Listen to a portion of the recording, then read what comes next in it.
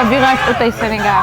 La grande finale de la Ligue des Champions. Membre fans club la ñu ngi ko créé depuis 2018 donc on est des passionnés du PSG on est fiers d'être supporters du PSG on est là pour pousser notre équipe pour mu gagner finale bi inchallah parce que ñu ngi Sénégal mais suñu xol yëpp a ngi Munich donc on va pousser ensemble pour Paris yëkkati coupe bi comme c'est une première donc on est des fans club bon on est des frères on est des sœurs on est là pour pousser notre cher PSG. membre fans club bi on est partout Gambie Mauritanie sous-région bi France Italie bon groupe WhatsApp on est une millier de personnes yu nekk ci groupe WhatsApp bi ñëpp a ngi fépp couche sociale yëpp a ngi fa.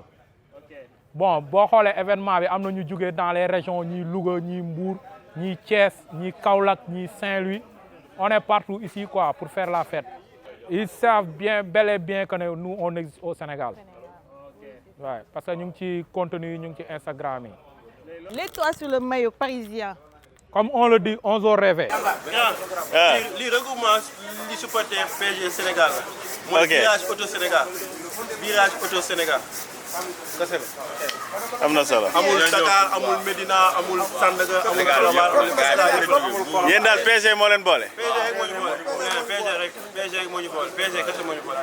amul leneen loolu lañ ko gëmee nag. loolu lañ ko gëmee. léegi ba Gana Gueye demee lu tax demu leen yéen ñoom topp Gana Gueye. parce que ñun Gana Gueye taxul ñu bëgg a bari. Gana bu ñëwee fa ñu fekk. Gana moom ñëwee bari la ñu fekk.